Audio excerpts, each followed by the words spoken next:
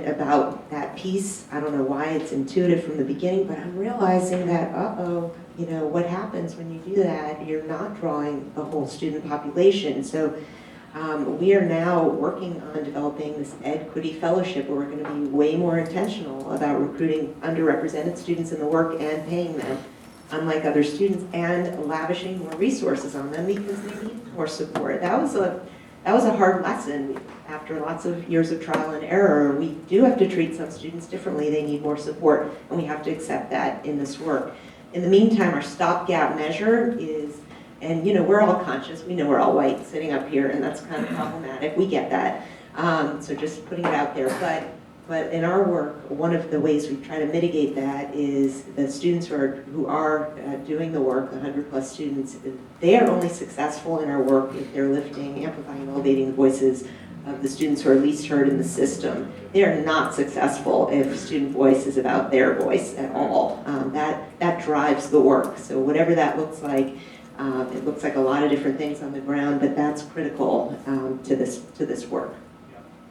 I also just want to say, like, we say that out loud. Like, when I have a conversation with Black students, I'm upfront about it, right? Like, you have struggles that I don't have, and I don't want to go to a big presentation and be telling your story for you just because I've listened to you for an hour. I want you to go give the presentation. So, like, it's so much better to be upfront about that. It's not to say that it's still ideal that I'm the co-director and the other co-director is white.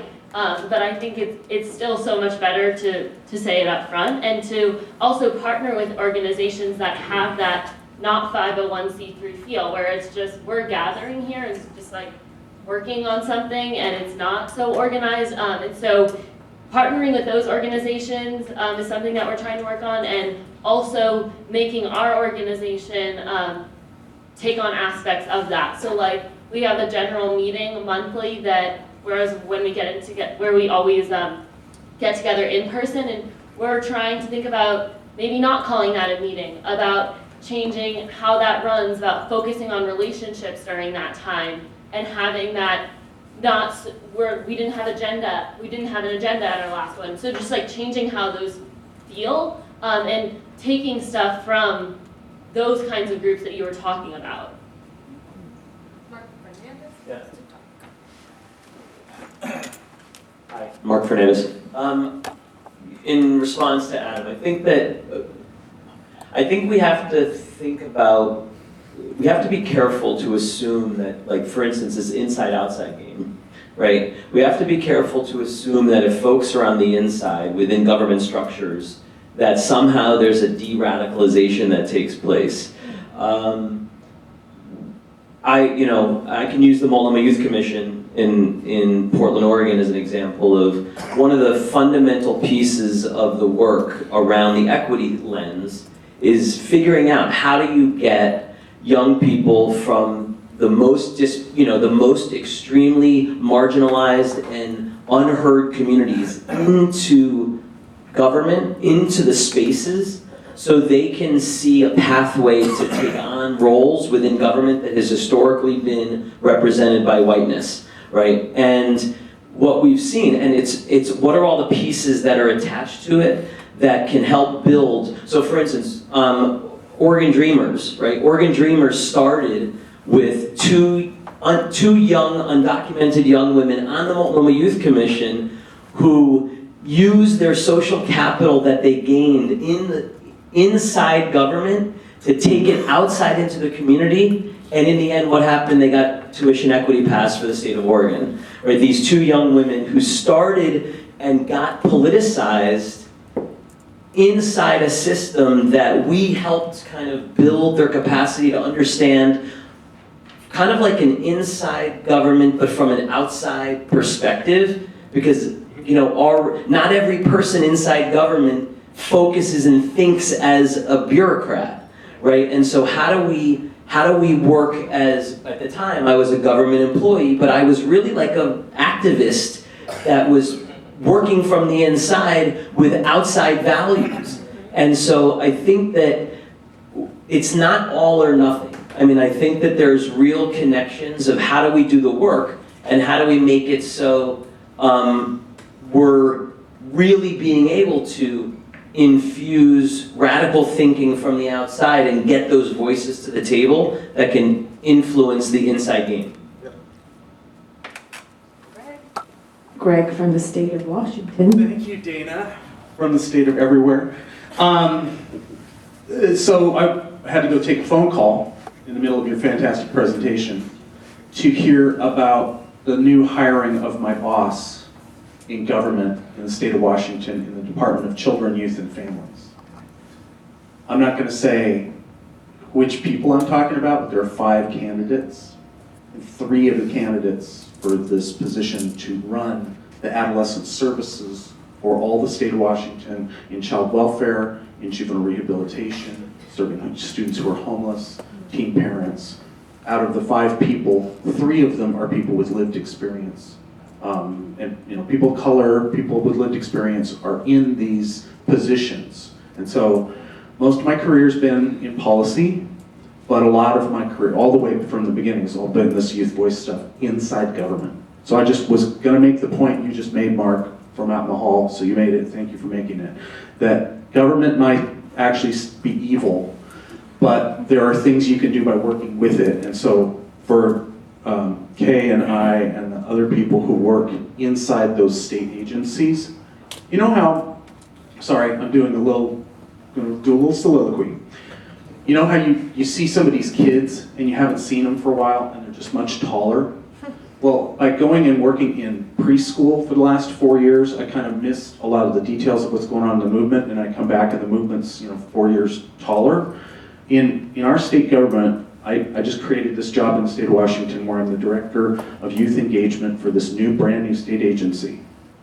I put the call out to the other state agencies because people started calling me and saying, can we get trained on how to do youth engagement, meaningful youth engagement from inside the state agencies? So I put the call out and went and visited the other state agencies, and now there are 14 state agencies that want to send high-level representatives to a meeting with me to help learn what we did at the state education agency with this Office of Youth Engagement, what we're about to do at the Department of Children, Youth, and Families with this thing, what we do with our state legislative youth advisory council, what's our partnership like with the Mockingbird Society that does advocacy for homeless youth and young and people in foster care who have changed and extended foster care to age 21. How do we work with young people in our juvenile facilities who have changed policy to have juvenile rehabilitation go to age 25, so you're not going to an adult prison if you're 25. No, I'm not buying like shit.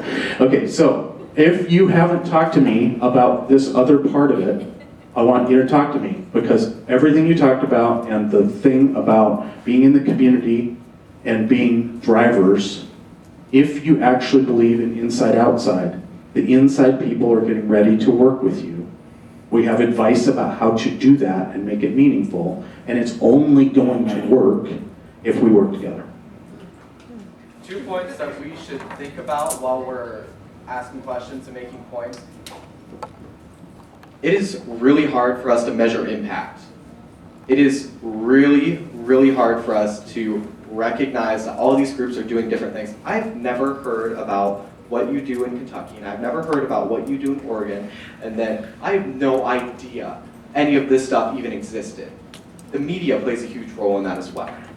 So we just need to recognize that there's so much work that we're doing that we're not even aware of, and it's hard to measure that impact because it's not being broadcasted. That was my point. Thank you. So I had a question. You can answer it based off your state, because I know that each state is different and like your student voices and how your organizations work together. But you were talking about the focusing more on having like an equitable practice and making sure that you reach underrepresented groups. How do you do that in a system that's already inequitable?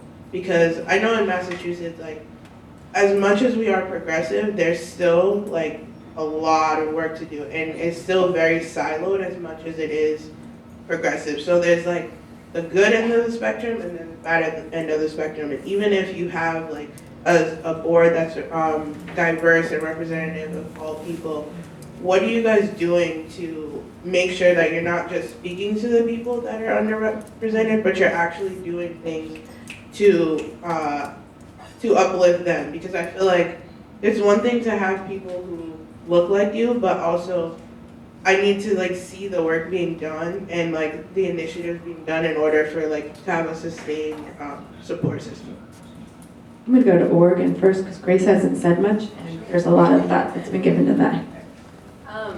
One thing I know that Oregon Student Voice has, as we're making this transition into a new leadership model, is just really focusing on intentional recruitment. And as we're building a new generation of student voice leaders, being really critical about who those leaders are. And what communities they're coming from, and making sure that it's representative of the most marginalized students in Oregon. So, working with high schools that have higher populations of students of color and low-income students is something that we're really focused on right now. Something else you mentioned about partner organizations. I think allowing this work has been happening for a really long time, and just because we're new players doesn't mean that this is a new idea. And allowing some of these organizations that are really established and have the expertise and the knowledge to take the lead. So, for example, with the Oregon Ethnic Studies bill, we were a part of the coalition. All we did was get students involved, spread the word in high schools, gather testimony. We led these organizations that knew what the need was to create the language and take the lead on that, because Oregon Student Voice just didn't have the authority to do that. So I think intentional recruitment and stepping out of a leadership role sometimes is important. One other piece about Oregon I think is really interesting is much of their work right now is centered in Portland, and as a result, the Oregon Student Voice Board is very, very diverse, and a lot of really interesting things happening from an equity perspective. This interest of becoming statewide is also how do we represent rural poor, which is a very different kind of equity and diversity, and they're really struggling with how do you represent an entire state versus be very Portland-centric. And that's a different kind of equity, and in some cases it's much more white population, but much more about poverty, and what does that mean? And that's true for Kentucky as well. So if you branch out past Lexington and Louisville, Andrew's been waiting, and I know there's a lot of you want to talk. Thank you, Andrew here. The question I have is you mentioned the word impact, and a question that's been on my mind is how I've been going back and forth throughout this time together around the data that we're using and what might equity look like when it comes to data and influencing policy. And the tension that I've been holding is that of lived experience versus quantifiable data that is used mostly in generating policy for a population, for example. And in your own work, how has that tension played out? And I'm asking myself, what might equity look like in the use of data, both lived experience and quantifiable data? That one? Okay. I know Jaden's been talking a lot about how do you measure this whole conference. We have huge problems with trying to measure impact, because when we bring 150 students to a conference and then they go through the whole day and they tell me, oh my gosh, we loved it, we had such a great time, and then all we can really do is send out a survey afterwards and say, tell us what you thought, we're not getting the whole story. It is so, annoying not to know how we're impacting people's lives, because they're just thoughts that stay with people after they leave. And you can't measure how often somebody's having that thought, or how often somebody's thinking, I remember that conference I went to that one time that taught me about the value of student voice. We can't think about that. We don't see it every day. And so we don't know if we're really making an impact. We don't know if the work that we're doing is actually affecting people. And it is so heartbreaking for me and my team sometimes when we just go, is this even worth it? And so it's something that we struggle with a lot, especially when we're trying to find, numbers that we can give to potential donors and stuff like that, where we're trying to show that the impact that we're having on these students, but all we can show is how many students that we're reaching. You can partner with researchers and we'll give you data, we promise. I second that, and also just want to say, speaking to your question of how the data gets used by others, in our sexual harassment report, right, we had to wrestle with the fact that people who are going to click on that are going to have an experience or some kind of preconceived notions that are going to trigger them taking it, and so the data is skewed. It's not. It's a qualitative study, not a quantitative study. And in thinking about how we get adults and decision makers to be comfortable with that and to still use it and validate it, it goes along with the lived experience to say, like, we get that this wasn't done in a controlled environment, and that's because the controlled environment said, no, you can't do the survey. And so it's something that we're wrestling with, but I think adults are going to have to adjust their requirements of data, and we're going to have to present this data in a different light because we do have data. Also, creative metrics is a word we throw around a lot. So we have a lot of pressure in Kentucky as Student Voice Team because we're part of a larger nonprofit. Good pressure, you know, how do we capture this? How do we measure this? So here's what we're using now. I'm not saying it's the end all, but this is the kind of creative metrics. We count the number of stories where our team or people, where our team's represented, who is speaking matters. We count the number and types of outreach we've been doing to students, policymakers, educators, and others, where these are happening across the state and across the country. You know, so who we're reaching directly, indirectly, and the other big one we've been using for a while is, you know, how many op-eds are we publishing to frame issues for thought leaders? These are weird metrics, but we're insisting with all the, you know, traditional funders will ask questions like, how many students do you reach, or how many members do you have? It's like the biggest metric they're looking for. And of course, they give you a little box, everything's online, and you have like 10 words to, or like you can only put a number in. That drives me crazy. So I think it's like incumbent upon us to teach funders what these metrics should be. And we have to kind of be brave about thinking through and being really creative about it. One other thing, you're talking about like at the end of a conference, how you measure that. One thing we've been doing recently is like a hopes and fears board. So we did a big plenary session at a Gear Up conference, and after that, one of the most striking ones, a lot of them were like, I fear failure and I hope for success. And the fact that they were uniform in a lot of ways, and that like almost surface level was really interesting to us, and we had conversations about that. But the other thing was that there were outliers, and so one of the guys in my group wrote on his hopes one, like, I'm gay and I'm scared that I'm going to be attacked for it, and on his fears one, he wrote like, I hope that I can be out and safe. And the conversation that we had had about education didn't have a ton to do with that, but it was really awesome to see that that was on his mind, and that he was able to express that on a board that was just going up on the wall that really anyone could see and look at. There are so many people in the audience who want to say things. I think it hits on a lot of things. So, I mean, I know that some researchers have done this in this room, but it's something that I really think, in terms of youth-adult partnerships, that really should be emphasized. It's more ethnographic research methods. The only way you're really ever going to have any meaning construction out of the way that these youth organizations operate is being able to be there for a long period of time, building trust and having an understanding of the deeper meanings found in ethnography. And something else that like I haven't been able to formulate, but I would like to see, because I think it will hit on pieces of equity in addition to an ethnography, is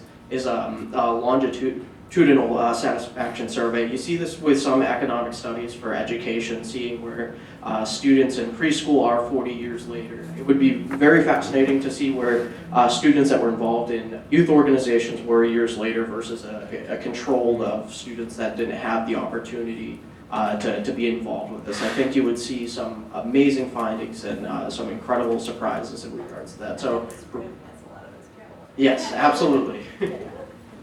I want to make sure that Christine speaks because she's the head of the board of Iowa, so she's kind of, if I could have fit you on the couch, I would have. Well, thank you. So I want to talk a little bit just about, I mean, Jaden hit on it a bit, when our founders, Ian Kuhn, who's here yesterday, oh, thank you, and then Jack Hostagger, he just graduated from Penn like last week. So when they got together, I mean, they thought they were inventing student voice in a way. I mean, they've never worded it that way, but I was on the board initially, and they did not know that this was a movement nationwide. And so it was really an amazing thing to see. But they moved on, and you know, Ian's with Stu Voice, and Jack's going and doing great things. So last year, this rebuilding that Jaden talked about, it was because we were losing our board, we were losing our founders, our main thing, and everything had to change. And so he has done just an excellent job. I mean, because I was afraid, here I'm doing my dissertation on student voice, and I can't use a microphone, so how about that, PhD student. And that this organization on student voice I'm in was going to disappear. It was like, oh my God, I cannot have that happen if I'm writing this dissertation, you know. So I so thank Jaden for his work on that, and he has created such a good foundation as he goes off, and he's still going to be on the board for a year anyways, past president. But what was so exciting for me this fall at our rally, this spring, was that the only people who had ever been there before was me, Ian, and Jaden. Every single other person, the leaders we had in our organization, the 100 and more people who were there at the rally, the teachers who were bringing kids, they were all new people. And so that was really exciting.